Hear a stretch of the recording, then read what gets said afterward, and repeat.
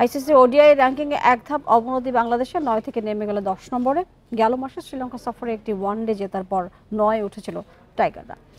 Bundle থাকলে প্রতি সেনমানিতে টাকা বাঁচবে। বিকাশ সেনমানি বান্ডেল কিনে জিতুন প্রতি লেনদেনে।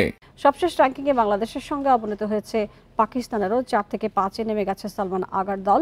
র্যাঙ্কিংয়ে শীর্ষ 10-এ এই দুই পরিবর্তন। বাংলাদেশের জায়গায় 9-এ উঠেছে ওয়েস্ট ইন্ডিজ, 4 নম্বরে পাকিস্তানের জায়গায় শ্রীলঙ্কা।